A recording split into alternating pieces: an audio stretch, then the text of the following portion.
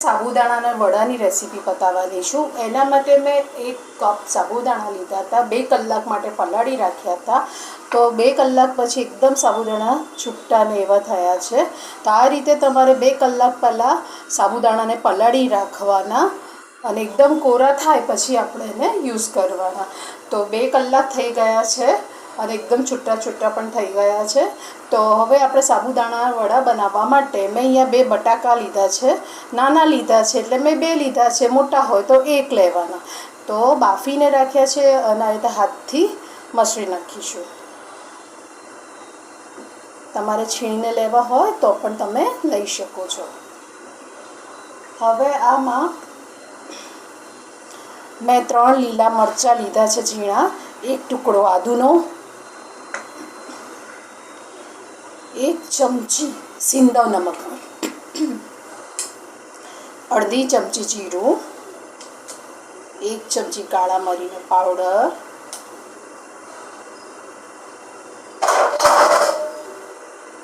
અહીંયા 1/4 table spoon મેં મારી પાસે શેકેલી મકાઈ, 1/4 ટેબલ સ્પૂન મારી પાસે શેકેલી સિંગ હતી.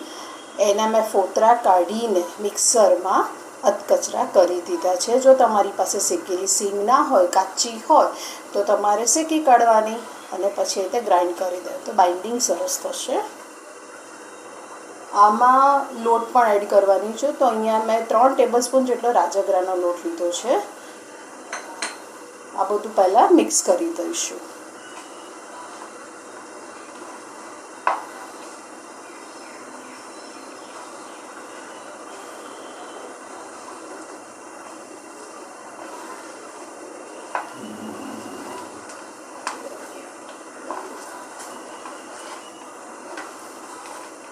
જો ઇઝીલી તે બધું મિક્સ થઈ ગયું ને,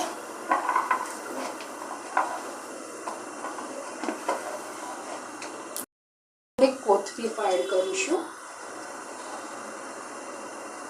પાછું મિક્સ કરી દેવાનું.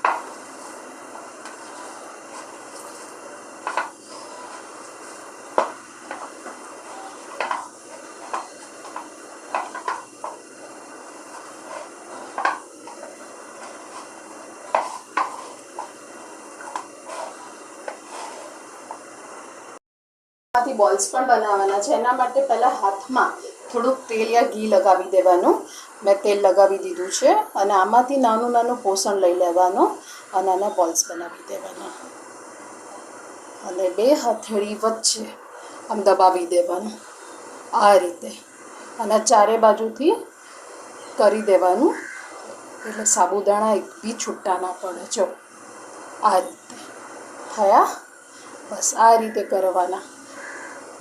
કિનારીઓ બધી દબાઈ દેવાની. જો છે કશેથી ક્રેક પડ્યું છે? નથી પડ્યા ને? બસ તો આ રીતે કરી દેવાના. જો તો આ રીતે બધા હું કરીને રેડી કરી દઈશ. એક પેન લીધું છે, તેલ ચાલુ કરી દીધું છે. મેં એક અંદર એડ કરીને જોયું કે મિશ્રણ છૂટું તો નથી પડી જતું ને, એના માટે મેં ચેક કરવા માટે એક મૂક્યું હતું કરવા સાબુદાણાના વડાને. તો એકદમ ક્રિસ્પી ને એવું થયું છે. જો જરા પણ છૂટું નથી પડ્યું ને કેટલું ક્રિસ્પી થયું છે, જોયું તમે? તો હવે હું આને એક પ્લેટમાં કાઢી લઈશ. પહેલાં આવી રીતે ચેક કરી જોવાનું, નહીંતર આપણું બધું મિશ્રણ બગડે. તો આ રીતના મેં બધા કરીને રેડી કરી દીધા છે અને હું સેલો ફ્રાય કરવાની છું. તમારે ડીપ ફ્રાય કરવા હોય તો પણ તમે કરી શકો છો. આની અંદર જેટલા આવશે એટલા આપણે મૂકી દેવાના.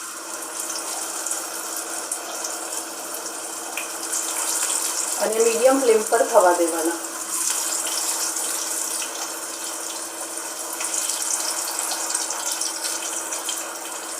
અત્યારે ટચ નહીં કરવાનું, એક બાજુ બ્રાઉન થાય પછી આને પલટી દેવાના. હવે બીજી બાજુ પણ પલટી દઈએ.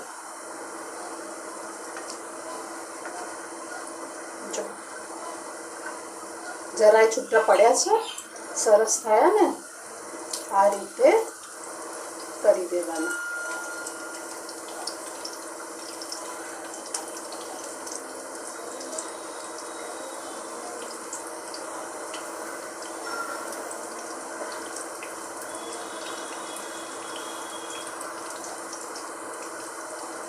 તો બીજી બાજુ પણ ક્રિસ્પી થવા દઈશું. સાબુદાણા વડા હવે તળાઈ ગયા છે, બે બાજુ એકદમ ક્રિસ્પી થઈ ગયા છે, જોયા તમે? તો બસ હું પ્લેટમાં હવે કાઢી લઈશ. જો તમને બતાવું,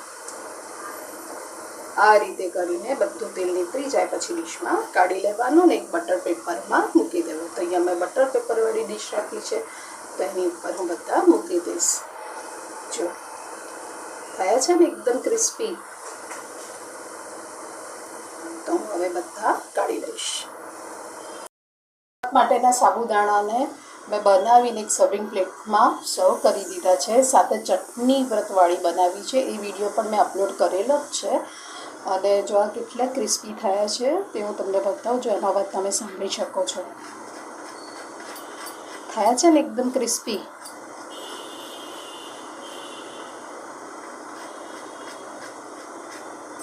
અને તોડીને પણ તમને બતાવું કે કેવા સોફ્ટ અને કેટલા ક્રિસ્પી બન્યા છે. જો કેવા સરસ થયા છે.